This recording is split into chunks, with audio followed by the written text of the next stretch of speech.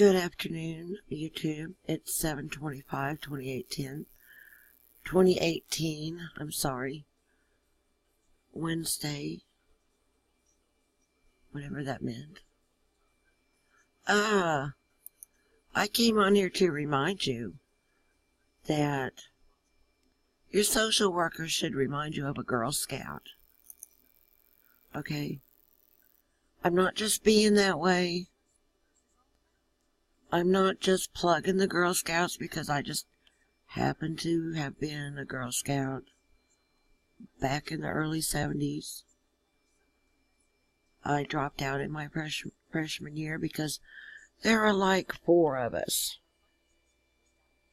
that had been through brownies starting in like 3rd grade all the way through. And I didn't like feeling like a sore thumb sticking out, you know what I'm saying? Yes, and I had my sash, and I earned my badges, and excuse me. Carried my book with me, my manual, actually a handbook. There were just so few of us. It was like, who needed to be that much of a minority? Okay? But the point is, your social worker, if you have one, should remind you of a Girl Scout. Not because of the uniform, not because of the badges she earned, not because of her handbook, okay? Not because of her beanie, okay? But because she's going to help other people every day, okay? See if I can even remember, and then remember if it was the Brownie Pledge or the Girl Scout Pledge. Oh, I can't do it right this second. I would actually have to look it up. Do you want me to? I'll pause just a sec. Okay, here it is, Denise. The Scout Promise, alright? I'm not going to read it to you. You can read it for yourself. But I kind of mentioned this little part here before the pause. To help other people at all times. Okay? This doesn't mean sabotage their life. This doesn't mean to make them pay for a gift of a house so that they then can't afford a car to get to a job as a curator at a museum in Warrensburg or pay on child support. Okay? It doesn't mean to make up ferocious lies about them and what they do to their kid in order to take their kid. Okay? Maybe someone should have schooled you, Denise. Obviously, you are lacking. You missed some pages somehow. Okay? You didn't remind me of a scout in that way that you were not helpful. Never mind the fact that you reminded me of a total drunk and a wino. And we called you on it in our front room. That you smelled like you'd been drinking. Okay? Never mind that I realize you've got a gambling problem. Never mind that I realize that this gambling problem plus alcoholism may very easily have led to your chapter 7 and may very easily have led to you getting kicked out and needed removed because you didn't go. And I forgot the term, but that's fine. Never mind that in the meanwhile, one of your kids turns into a big coke dealer, caught with money believed to be derived from the sale of cocaine,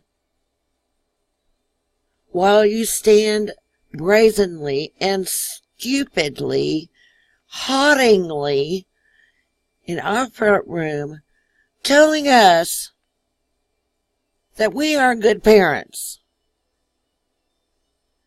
And to top it off, to try to ground your heels into it, your house is dirty, which my mother corrected you about.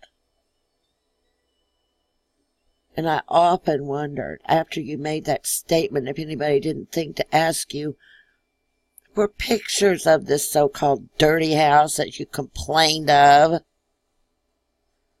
Because I sure would have liked to have seen some. Because none existed, because nothing merited taking pictures of that would be that horrible to merit the removal of a child from his home, from his loving parents. What would you have really done if the house was tragically filthy and trashed? Would you have laughed it off and say, oh, well, mine's not much better? Those kind of houses actually make the freaking news. I have seen news reports about them. They like to publicly humiliate people when their house is that bad that their kids get removed. And here you tried to make a monkey out of me when my mother was over there quite often and regularly helping me with that old house, enjoying each other's company, John and I and her, sitting down for lunch after our morning of work and watching our soap operas. I don't know what caused you to have this gigantic axe to grind against me, Denise, but I'm making really sure that everybody realizes why I've got one to grind against you. And I certainly hope your daughter doesn't follow in your footsteps. Because all she could have possibly learned from you is this tragedy crap that you dished out all the time. To think you could have been a helpful person. Instead of dissing us, you could have said, hey, I know some restore places. You all can pick up some inexpensive paint and even sheetrock to finish these little jobs. But no! No, you had to be the great swinging Dick Denise with a red afro and some kind of stupid cambray shirt with some kind of stupid eyelet trim around it, with some kind of stupid rickrack on it, with some kind of embroidery on it, tucked into pants that were way too tight, holding in way too many rows of fat, with a big dumb belt and cowboy boots. That's what you were, standing in the middle of my front room in the 90s. Think about it. So that you can go blah, blah, blah, blah, blah down at the Elks Lodge with my family. Yes, my family. They go there. They're not perverts that live in poverty. Just so you can go down there and twitch your sachet backside. Woo, woo, woo, woo, woo. I'm Miss Denise.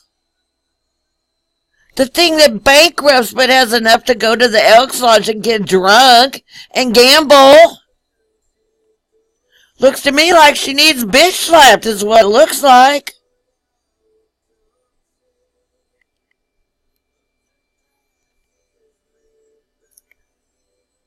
Thanks for listening.